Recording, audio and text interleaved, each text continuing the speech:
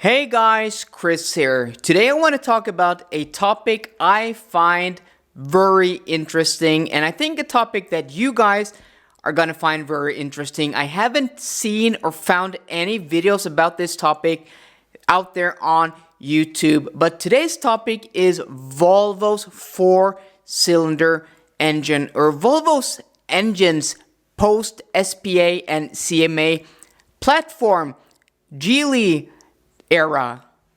The Volvo Renaissance that came in 2015. After that, Volvo's been making basically one engine, that is the 2-liter 4-cylinder engine found in the T4, T5, T6, and T8. So today we're going to talk about the petrol, the gasoline version of that engine. So you have the T4, which is a turbocharged engine with 190 horsepower. Then you have the T5, which is also a turbocharged version of that engine with 254 horsepower. And then we move into the T6, which is a supercharged and a turbocharged version of that engine with 320 horsepower. And then finally, we have the T8 variant of that engine, which also adds a hybrid power plant and a battery, giving it 87 horsepower extra and 407 horsepower combined. These four engines are basically the same engine. They're all the same 2-liter 4-cylinder turbocharged base engine. The T6 has a turbocharger attached to that, and then the T8 has an electric engine and a battery pack attached to that again. These variants or these power outputs will vary depending on what model year, post and pre particle filter versions of these engines. So Europe versus US versus Canada versus Asia.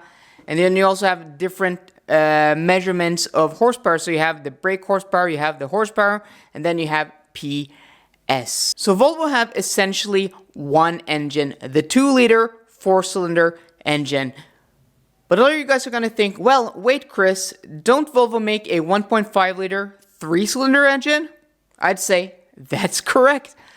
But what do you do to get a 3-cylinder engine when you have a 2-liter 4-cylinder engine? Well, each of the cylinders in the 2-liter 4-cylinder engine are 500 cc's. If you chop one cylinder off, you get 1.5 liters and 3 cylinders. So that's how Volvo made a 3-cylinder engine with 1.5 liters. They basically just chopped off one cylinder, and voila, you have a 1.5 liter 3-cylinder engine. There are obvious pros with going the one engine route, especially for Volvo, a car manufacturer that's gone through a renaissance since the introduction of the Volvo XC90 on the SPA platform in 2015. Volvo separating them from the Ford Motor Company, not wanting to share engines, components, or platforms. Volvo developed a brand new engine, and it's obvious that developing one engine for research and development, one engine for tooling, and one engine that you can pour all your focus into at the end of the day, giving you as a car manufacturer in a vulnerable position a much higher profitability. That's obvious, but there are obvious cons also. 4-cylinder engine refinement is the biggest one, and also less flexibility. So a lot of you people have been commenting, a lot of you viewers have been commenting on my videos in the past few years that there is one big downside to Volvo, and that is they are only offering a 4-cylinder engine, and well, now only a 3-cylinder engine. But what most of you people mean is that they don't offer a 6 or an 8-cylinder version.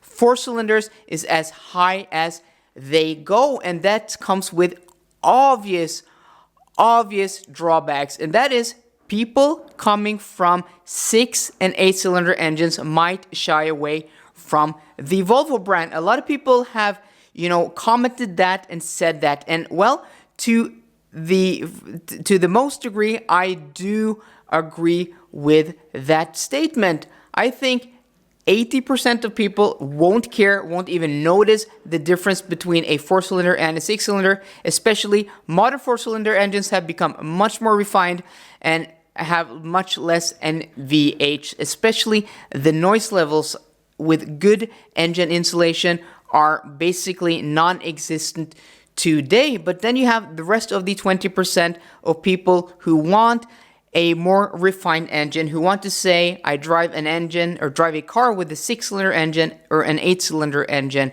I think that is a real argument. But guys, there is a solution, and there is an easy solution that I hope and I actually think Volvo are going to implement. A solution I think Volvo are actually going to use in the future, because it's now been 5 years since Volvo's renaissance. Volvo are selling more vehicles than ever. Their 6th consecutive year with record sales and record high profitability. So in time, I think Volvo will make a 5-cylinder or a 6-cylinder engine, and they can do this quite easily and go the same route as how they built their 3-cylinder engine. So you take the 4-cylinder, the 2-liter engine, which has a cylinder displacement of 500 cc's. So instead of deleting a cylinder, you add one. That gives you a 2.5-liter inline 5 engine. And guys, I'm just smiling saying that, because to me and to a lot of Volvo fans, this is part of Volvo heritage. Volvo have been known for 5-cylinder engines for decades. And in my opinion, 5-cylinder engines are one of the most refined engines out there, and also the best sounding. Just listen to this clip, guys.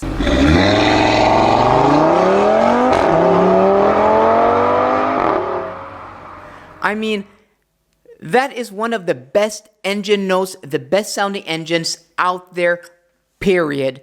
So the obvious pros of going the 5-cylinder route is, well, Volvo don't have to develop a new engine. They don't have to do a lot of research and development. They just take their 4-cylinder engine, add a cylinder at the end, and voila, you have a 2.5-liter inline 5. So the obvious pros are savings in our research and development and cost, and probably also tooling, but also better refinement. 5-cylinder engines have beautiful refinement and also an amazing soundtrack. But there are also obvious pros, and the biggest pro is, well, packaging. So the SPA cars and also the CMA cars are made for having smaller or not bigger than 4-cylinder engines. So this is a obvious issue with those engines, packaging. And also 5-cylinder engines in previous Volvos have given these cars poor turning radius. Just compare the last generation XC60 with the new generation XC60. The old generation XC60 was made to accommodate an inline 5, and those cars have terrible turning radius. But now comes the fun part, guys, because I've calculated the potential power outputs based on the T5, T6 and T8 versions of their 4-cylinder engines. So if you take a 5-cylinder 2.5-liter T5 engine, that would output 318 horsepower. But more interestingly is the T6 version would output 400 horsepower.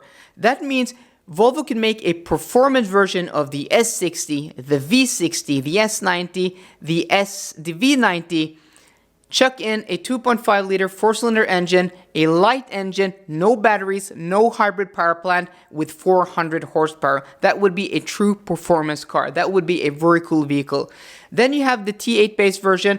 That's just adding the 87 horsepower electric motor to the 400 horsepower T6 5-cylinder engine, giving it 487 horsepower. That would be a real power horse. Another solution is taking the 1.5-liter 3-cylinder engine, then taking another 1.5-liter 3-cylinder engine and joining them at the crank. I think that's the easiest, the most realistic, and the most probable way Volvo would make a more than 4-cylinder engine. This is the easiest. They already have all of the components. You don't have to do any research and development. You only have to develop a new block, which is basically a VID block version of the 1.5-liter 3-cylinder engine.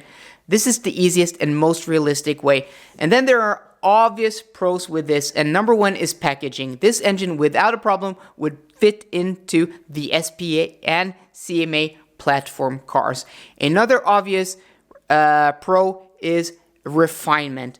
V6s are much more refined than the 4-cylinder engines, not as refined as the inline 5s though. And then to the fun part, that is the power output. So the same game as earlier, a T5 based 3-liter V6 engine would output 381 horsepower.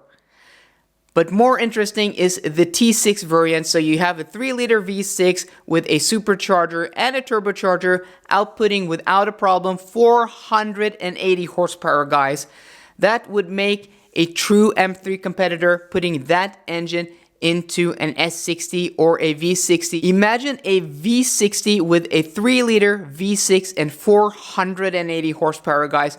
That would be a very cool and popular car. That's a car I would buy. A lot of you people would buy that car. And then let's move over to the T8 version, which is also a very interesting version. That would output 567 horsepower. That would be crazy, guys. That in a V90 would be a crazy car. Imagine that in an XC90. An XC90 hybrid with 567 horsepower. That would be amazing, guys. But I have one version left, the crazy version. So imagine the Polestar 1, you take the rear electric motors, each having 116 horsepower, 232 horsepower combined. Combine that with the 3-liter V6 480 horsepower variant. That would give that engine 712 horsepower, guys. That would be insane. Imagine an XC90 with 712 horsepower. That's more than a Jeep Trackhawk. That would be one of the highest outputting SUVs on the market today, guys. So, in my opinion, I think Volvo could easily offer a 5 or a 6-cylinder engine version of their models without much research and development, without any real risk, guys. What do you think, guys? Do you think Volvo should make an inline 5 or a V6 based on the numbers and engines I've talked about today? Either version would be cool, but I think the inline 5 would be the coolest, actually. So let me know in the comments down below, guys. Let me know what you think. And if you like this video, please give me a thumbs up. And for more videos like this, please subscribe. See you guys later, and goodbye.